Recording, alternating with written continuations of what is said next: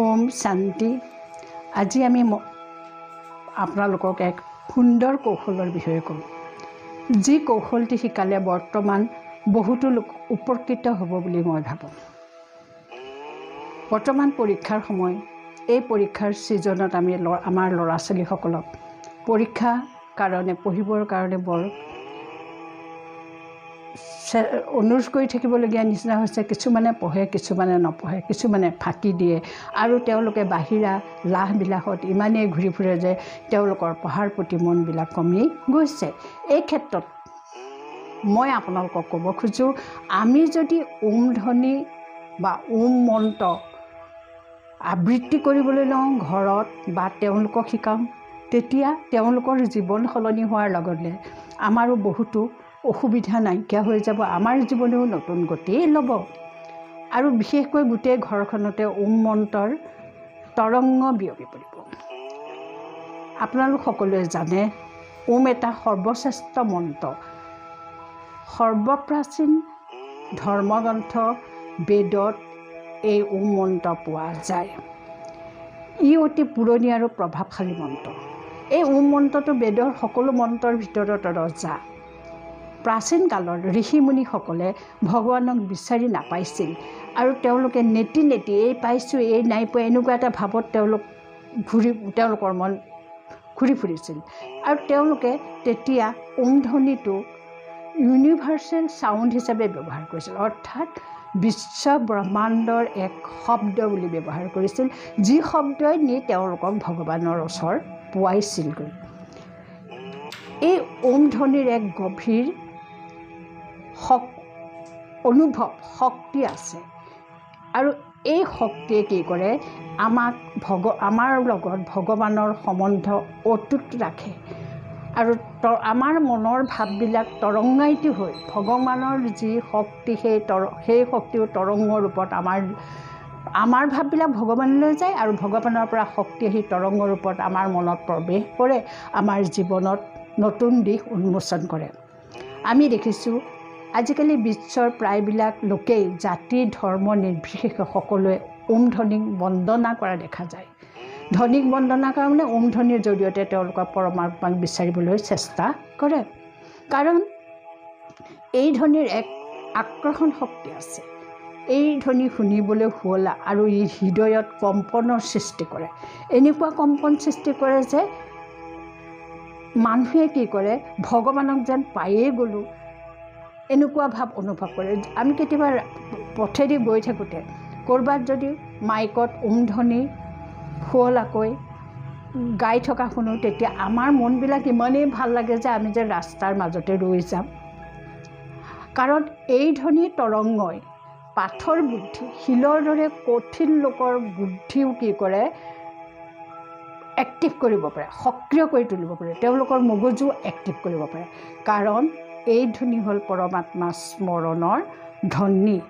আমি জানো ওম ধ্বনিৰ জৰিয়তে প্ৰাচীন কালৰ ঋষিমুনিসকলে অসাধ্য সাধন কৰিছিল আৰু তেওঁলোকে ইয়াৰ মাজত অতীন্দ্ৰিয় সুখ বিচাৰি পাইছিল। অতীন্দ্ৰিয় মানে ইন্দ্ৰিয়ৰ অতীত, যাক আমাৰ ইন্দ্ৰিয়ই চকু কাণ নাক মুখে এইবিলাক ধৰিবলৈ অক্ষম, কিন্তু তাৰ অতীত মানে একেবাৰে ওপৰত উচ্চত, মানে ভগৱানৰ লগত এই ধ্বনিৰ সংযোগ আছে।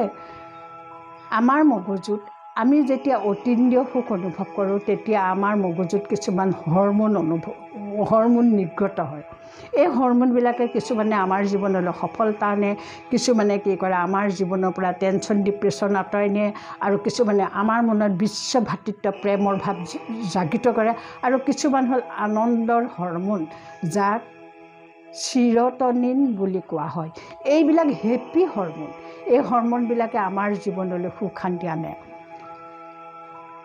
বৈজ্ঞানিকসকলে কয় আমাৰ মগজুত কিছুমান নিউৰন, অৰ্থাৎ সৰু সৰু কোষ, যিবোৰ স্নায়ু বুলি কয়, নিউৰন আছে।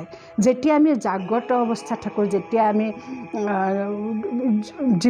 দিনত থাকোঁ, তাৰমানে জাগ্ৰত সাৰ পাই থাকোঁ, তেতিয়া সেই নিউৰনবিলাক মগজুত বিশৃংখলভাৱে ঘূৰি ফুৰে আৰু কিন্তু ইহঁত সংযোগী হৈ থাকে। আৰু বিশৃংখলভাৱে নিউৰনবিলাক মগজুত থাকোঁতেই আমাৰ মনলৈ নানা নেতিবাচক চিন্তা আহে, অপ্ৰয়োজনীয় চিন্তা আহে, নানা বিভিন্ন ধৰণৰ যিবিলাকে আমাৰ জীৱনত অপকাৰ কৰে তেনেকুৱা কথাবিলাক আমাৰ মনলৈ আহে। এতিয়া আমি ক'বলৈ গৈছোঁ যে যেতিয়া আমি কোনো এটা বিন্দু বা কোনো এটা বস্তুত আমাৰ মন নিবদ্ধ কৰোঁ, যেনেকৈ আমি ধ্বনিটো উচ্চাৰণ কৰিলোঁ, ধ্বনি শুনি আমাৰ মনত তৰংগৰ সৃষ্টি হ'ল, হৃদয়ত তৰংগৰ সৃষ্টি হ'ল আৰু আমাৰ মনটো গুচি গ'ল পৰমাত্মাৰ ওচৰলৈ। তেতিয়া সেই সময়ত কি হয়, সেই নিউৰনবোৰ কি হয়, শৃংখলিত হ'বলৈ ধৰে। আৰু নিউৰনবোৰ যেতিয়াই শৃংখলিত হয় আমাৰ মনত নেতিবাচক ঠাইত ইতিবাচক ভাৱধাৰা আহিলে, ভাৱনা আহিলে, অৰ্থাৎ পজিটিভ ভাৱনা আহিলে, অপ্ৰয়োজনীয় ঠাইত প্ৰয়োজনীয় আহিলে, অশুদ্ধ ঠাইত শুদ্ধ ভাৱনাবিলাক আহিলে আৰু আমাৰ জীৱনটো কি কৰিলে, সুন্দৰ কৰি তুলিলে। এতিয়া আমি আপোনালোকক ক'বলৈ গৈছোঁ, আমাৰ সন্তানসকল আজিকালি বিপথে যোৱাৰ পৰা তেওঁলোকক আমি ৰক্ষা কৰিবলৈ, তেওঁলোকৰ মগজুৰ উৰ্বৰতা শক্তি বহিবলৈ আমি যদি ব্ৰহ্মপুৱাতে 3:30 পৰা 4:30 ভিতৰত তেওঁলোক যেতিয়া শুই থাকে, তেওঁলোকক আমি ধ্বনিৰে আমি কি কৰিম, সুপ্ৰভাত জনাব পাৰোঁ। আৰু আমি তেওঁলোকক নিজকো ধ্বনি উচ্চাৰণ কৰিবলৈ শিকাব পাৰোঁ। কাৰণ এই ধ্বনি আজিকালি সকলো মাংগলিক অনুষ্ঠানতে আগতে ধ্বনি উচ্চাৰণ কৰা হয় আৰু ধ্বনি স্মৰণ কৰা হয় বা ধ্বনি মতা হয়। এটা মন্ত্ৰ হ'ল, মন্ত্ৰই আমাৰ মনক মুক্ত কৰি পেলাই। মন্ত্ৰ মানে মন মানে মনৰ কথা কোৱা হৈছে, মানে মুক্ত। অৰ্থাৎ আমাৰ মনক বেয়া প্ৰভাৱৰ পৰা মন্ত্ৰই মুক্ত কৰে। কোনো এটা ভাল গান, বিশেষকৈ যিটো ভক্তিমূলক গীত যদি আমি গাই থাকোঁ এসময়ত সি মন্ত্ৰৰ দৰে কাম কৰে। যেনেকৈ এটা প্ৰাৰ্থনা আমি গাই থাকোঁতে প্ৰাৰ্থনাতে মন্ত্ৰৰ দৰে কাম কৰে। আমাৰ প্ৰাৰ্থনাই আমাৰ জীৱনৰ অভাৱবিলাক পূৰণ কৰে। সেইকাৰণে প্ৰাৰ্থনাত গোৱা ভক্তিমূলক গীতবোৰো আমি মন্ত্ৰৰ ঠাইলৈ নিব পাৰোঁ। আৰু এই মন্ত্ৰই কি কৰে, মন্ত্ৰই কি কৰে, আমাৰ বৌদ্ধিক গুণৰ বিকাশ ঘটায়। আমাৰ জীৱনৰ চলি অহা, আমি যি চলাই আহিছোঁ, আমাৰ স্বভাৱ সংস্কাৰবিলাক সলনি কৰিব পাৰে। কাৰণ আমাৰ মনত নতুন নতুন নিউৰনৰ সৃষ্টি হ'ল, সেই নিউৰনবোৰ শৃংখলাবদ্ধ হ'ল। শৃংখলাবদ্ধ হোৱাৰ লগে আমাৰ মনত নতুন ভাৱ আহিল, ভাল ভাৱ আহিল, ভাল চিন্তা আহিল। আৰু আমি পৰিস্থিতিৰ লগত, যিকোনো পৰিস্থিতিৰ লগত যুঁজিবলৈ মনোবল পাওঁ, শক্তি পাওঁ। কাৰণ আমাৰ এই নিউৰনবিলাক যেতিয়া শৃংখলাবদ্ধ হ'ল, আমাৰ মনলৈ শান্তি ঘূৰি আহিল। আমি শান্তি বিচাৰি ফুৰিছিলোঁ, শান্তি পালোঁ। তেনেদৰে আমাৰ সন্তানসকলৰ মনলৈ শান্তি আহিব আৰু তেওঁলোকৰ কি হ'ব, মগজুৰ উৰ্বৰতা শক্তি বৃদ্ধি পাব, অৰ্থাৎ তেওঁলোকে স্মৃতি শক্তি বৃদ্ধি পাব। আৰু আজিকালি ল'ৰা ছোৱালীবিলাকৰ মুখত টেনশ্যন শব্দটো বহুত শুনা যায়। সৰু সৰু ল'ৰা ছোৱালীয়ে মোৰ টেনশ্যন হৈছে বুলি কয়। তেওঁলোকৰ যেতিয়া আমি সৰুৰে পৰা ধ্বনি উচ্চাৰণ কৰিবলৈ শিকাম, ধ্বনি আবৃত্তি কৰিবলৈ শিকাম, তেতিয়া তেওঁলোকে কিবা মনৰ এংজাইটি, টেনশ্যন, ডিপ্ৰেশ্যনবোৰ সম্পূৰ্ণভাৱে নাশ হৈ যাব। সৰুৰে পৰা তেওঁলোকে এইবিলাকক চিনিয়েই নাপাব। আমি প্ৰাৰ্থনা কৰাৰ আগতে ঘৰত যদি ধ্বনি উচ্চাৰণ কৰি লওঁ, তেতিয়াও আমাৰ লাভ হ'ব। তেওঁলোকে সদায় গধূলি প্ৰাৰ্থনা যেতিয়া কৰেই, গতিকে প্ৰাৰ্থনা কৰাৰ আগতে আমি তেওঁলোকক ধ্বনি উচ্চাৰণ কৰিবলৈ শিকাব পাৰোঁ। ধ্বনি উচ্চাৰণ কৰিলে মগজুৰ নতুন নতুন স্নায়ুৰ সৃষ্টি হয়। মগজুৰ আকাৰ, ব্ৰেইনৰ আকাৰ ডাঙৰ হৈ যায়। উদাহৰণস্বৰূপে আমি বৈজ্ঞানিক আইনষ্টাইনৰ কথা ক'ব পাৰোঁ। আইনষ্টাইনৰ মৃত্যুৰ পিছত তেওঁ মগজুটো সংৰক্ষণ কৰি ৰখা হৈছিল, কাৰণ তেওঁ মগজুৰ উৰ্বৰতা শক্তি অতি বেছি আছিলে।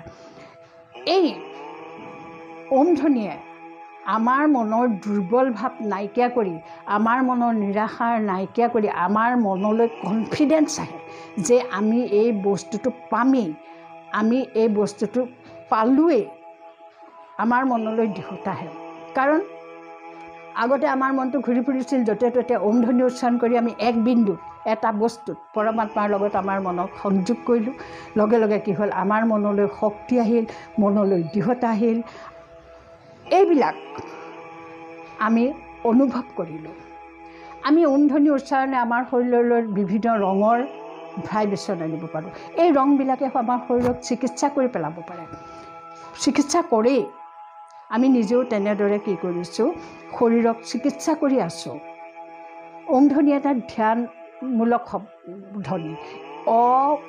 ম 3টা আখৰ লগ হৈ এটা ধ্বনিৰ সৃষ্টি হৈছে ওম। এই ধ্যানমূলক শক্তিটো আমি কি কৰোঁ, নাভিৰ পৰা তললৈ উচ্চাৰণ কৰা হয় আৰু নাভিৰ পৰা ডিঙি গুৰিলৈকে এইখিনি নাভিৰ পৰা তললৈ তাৰপিছত নাভিৰ ওপৰৰ পৰা ডিঙি গুৰিলৈকে আৰু তাৰ ওপৰখিনি এইটো উচ্চাৰণ কৰিলে আমি শৰীৰত ৰঙৰ প্ৰাদুৰ্ভাৱ দেখিবলৈ পাম। আমাৰ শৰীৰত বিভিন্ন কালাৰ আহিব। যদি বেঙুনীয়া কালাৰ আমি ওমধ্বনি উচ্চাৰণ কৰোঁতে চকুৰ আগত ঘূৰি ফুৰা দেখিবলৈ পাম, সেইখিনি আমাক আধ্যাত্মিক শক্তি দিব। নীলা, যদি গাঢ় নীলা দেখোঁ আমাক জ্ঞান দিব, আমাৰ মগজুৰ স্মৃতি শক্তি বৃদ্ধি কৰিব। হালধীয়া যদি দেখোঁ আমাৰ পাকস্থলীৰ ওচৰত সেই শক্তি অৱস্থান কৰিব আৰু সেই শক্তি আমাৰ পাকস্থলীৰ পৰা ধৰি পেনক্ৰিয়াজৰ পৰা ধৰি লিভাৰৰ পৰা ধৰি সকলোবিলাক অসুখ নাইকিয়া কৰি দিব। গতিকে মই আপোনালোকক ক'ব খোজোঁ, আমাৰ সন্তানে যদি ওমধ্বনি উচ্চাৰণ কৰিবলৈ মন নকৰে, আমি মাকসকলে, বিশেষকৈ মাকৰ সন্তানৰ প্ৰতি অতি আৱেগ, অতি টান থাকে, মনৰ টান, যাৰ মনৰ টানটো বেছি, তেওঁৱে যদি ব্ৰহ্ম মুহূৰ্তত উঠি, আজিকালি আমি মোবাইলতো পাওঁ, সকলোতে পাওঁ ওমধ্বনি উচ্চাৰণ কৰা বা ওমধ্বনি আবৃত্তি কৰা। আমি মোবাইলটো লগাই লৈ ওমধ্বনিটো শুনি শুনি মনত আওৰাওঁ আৰু ওপৰৰ পৰা পৰমাত্মাৰ শক্তি আহি আমাৰ আত্মাত পৰিছে। আমি ওমধ্বনিৰ জৰিয়তে, ওমধ্বনিক মাধ্যম কৰি লৈ সেই শক্তিখিনি ব্ৰহ্মপুৱাত যেতিয়া আমাৰ সন্তান শুই থাকে, তেওঁলোকৰ মগজুলৈ প্ৰেৰণ কৰিলোঁ বিভিন্ন কালাৰৰ ওপৰত। সেইবিলাক গৈ তেওঁলোকৰ মগজুক ভৰাই তুলিলে। এনেদৰে দিওঁতে দিওঁতে কম্পনাংক অৰ্থাৎ তৰংগৰ ৰূপত তেওঁলোকৰ মগজুত যেতিয়া এই ধ্বনিয়ে ক্ৰিয়া কৰি থাকে, লাহে লাহে তেওঁলোকৰ স্বভাৱ চৰিত্ৰ পৰিৱৰ্তন হ'ব আৰু তেওঁলোক পঢ়া শুনাটো চোকা হ'ব, তেওঁলোকে পঢ়াৰ প্ৰতি মনোযোগ দিব, তেওঁলোকৰ বুদ্ধি বিশাল হৈ আহিব। আৰু আমি আমাৰ ঘৰখনকো কি কৰোঁ, মন্দিৰ সদৃশ কৰি তুলিব পাৰিম। গতিকে আমি অকল সন্তানৰ কথা কোৱাই নাই, ঘৰৰ আন মানুহ বা অন্য লোককো যদি এনেদৰে ওমধ্বনিৰে আমি চিকিৎসা কৰোঁ, আমি নিশ্চয় কৃতকাৰ্য হ'ম। মই আপোনালোকক ডাঠি ক'ব পাৰোঁ। সেয়েহে মই আজি মোৰ ভিডিঅ'টো ইমানতে সামৰিলোঁ আৰু আপোনালোকক মই ধন্যবাদ জনাইছোঁ। ওম শান্তি।